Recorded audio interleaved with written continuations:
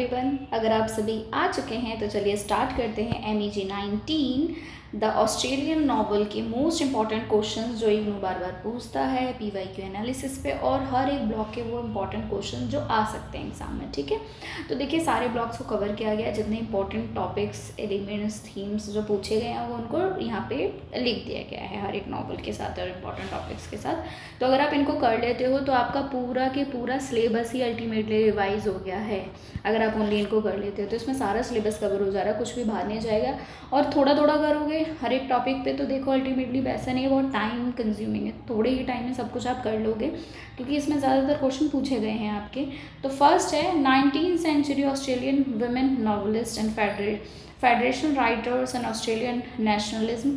Second, 1980s women's writing, children's and young adult fiction, and multicultural writing. And The Tree of Man, plot, themes, religion, alienation, pioneer vision, and Australia's transition to modernity. देखो plot क्यों mention किया है, plot पूछता तो नहीं है but plot as in summary वो actually इस नोट्स में है ना, तो ये ऐसे इसको हाईलाइट किया गया है इसमें। और प्लॉट इसलिए हमने ऐड किया है नोट्स में ताकि देखो स्टूडेंट्स को पता तो है वो नॉवल है किस बारे में, समरी क्या है एक्चुअली, क्या चल रहा है उसके अंदर, तो सब कुछ। Then Schindler's Ark plot, Holocaust पर बहुत क्वेश्चन आता है। Humanity, Thomas Keneally achievement as a novelist.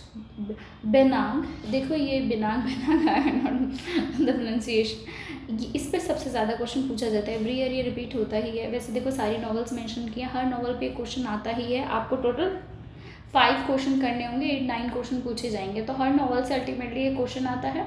और जो फर्स्ट और जो लास्ट ब्लॉक है जो स्टडीज़ के बारे में है उससे क्वेश्चन आता है। तो सब कुछ इसमें मेंशन किया, आप इनको कर लेते हो ना, कॉन्फिडेंटली जाइए, बहुत अच्छा पेपर जाएगा। फ्रॉम द हार्ट उसका प्लॉट है, नैरेटिव टेक्निक्स है, नैरेटिव टेक्निक्स पूछी गई है। और टाइटल का सिग्निफिकेंस भी पूछ लेता है वो। Identity, polyphony and the history of the Noongar people. Then a change of skies, identity crisis, cultural assimilation, significance of the title, major themes, true history of the Kelly gang, history and fiction पे separate question या इनका relative question भी आ जाता है। Social outlaw, women in colonial Australia and major themes. Women writer पर तो इसमें आया ही है, एक कंफर्म क्वेश्चन है, आएगा ही आएगा। या तो वो किसी नॉवल से एक नॉवल मेंशन कर देगा और उसके रेफरेंस में आपसे पूछेगा बताओ इसको, ये सेपरेट क्वेश्चन आ जाता है आपका। My brilliant career, feminism, Australian nationalism, major themes.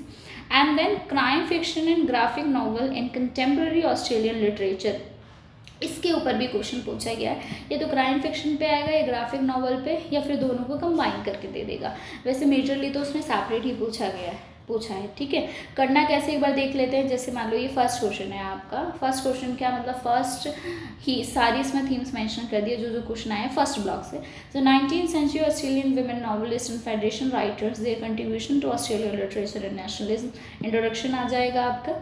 फिर उसके बाद 19th century Australian women novelist के करोगे आप, मेजर कॉन्ट्रीब्यूशंस क्या है, मेजर थीम्स क्या हैं, इंपॉर्टेंट वुमेन नॉवलिस्ट कौन से हैं, नेम्स लर्न कर लेना, कुछ वो पूछते हैं आपसे। अब और नहीं भी पूछ रहे हैं, अगर आप अपने आंसर में मेंशन करते हो तो वो तभी कंप्लीट बनेगा क्योंकि वुमेन राइटिंग को पूछ रहे हैं और आप एक भी राइटर का नेम नहीं बता रहे, तो 1-2 तो लर्न कर लेना आप। ठीक है, इंपॉर्टेंट हाईलाइट है।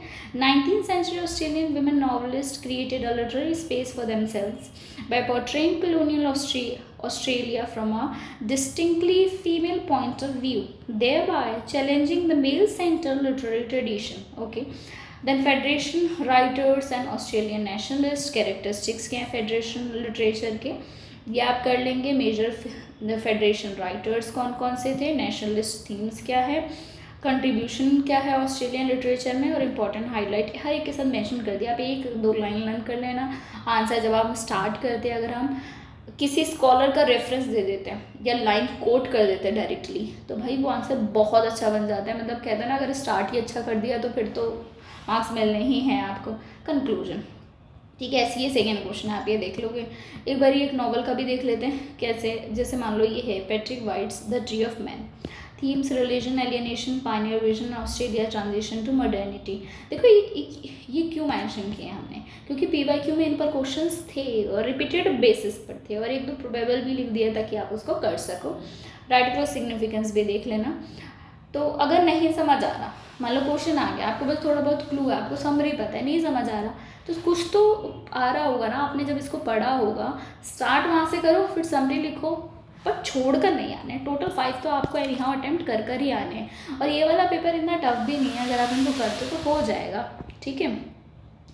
तो इनको अगर आप जैसे रीड भी कर लेते हो तो इतने तो हैं भाई, हम एमए के स्टूडेंट्स हो आप, कि आपको पता है, आपने रीड करा हुआ, तो आपको जब पेन लिखना, जब आपका पेन स्टार्ट होता है ना, तो फिर तो बस लिखते चले जाते लिखते चलते, फिर तो ऐसा आंसर बनता है कि ये प्लॉट समरी हो गई आपकी। थीम्स क्या है? Ordinary life as a spiritual journey, फिर रिलीजन एंड स्पिरिचुअलिटी, फिर उनके बीच में कनेक्शन और कैसे वो नॉवल में हाईलाइट हुए हैं। The Tree of Man as a pioneer novel, ठीक है, pioneer because it depicts the struggle of Australia's early settlers in transforming the wilderness into habitable farmland, alienation and rootlessness। फिर उसके बाद आता है आपका Australia's transition from rural to industrial society. Symbolism in the novel, tree क्या बता रहा है, bush, house, floods and bush fire, और ये नेचर, ये सब क्या सिम्बलाइज कर रहे हैं। Main characters Stan Parker, Amy Parker, फिर critical appreciation and the conclusion, ठीक है। इस तरीके से आप इसको प्रिपेयर करोगे। और हम आपकी कैसे हेल्प कर सकते हैं वो do let us know in the comments, और you can directly approach us through our WhatsApp, that is mention, the link is actually mention in the description, और नंबर भी है यहाँ पर, आप इससे कर सकते हैं हमें कॉन्टैक्ट, ओके। और देखो जो पूरा कंटेंट है वो तो मैंने वीडियो में आपको ऐसे दिखाई ही हूँ, आप पॉज कर करके रीड कर सकते हो, ओके। ज़रूरी नहीं आप PDF ही लो। बाकी all the best, bye bye. अच्छा PDF, if you want me to show you the PDF like this, I'll record another video and show you, okay। So till then, take care, bye bye।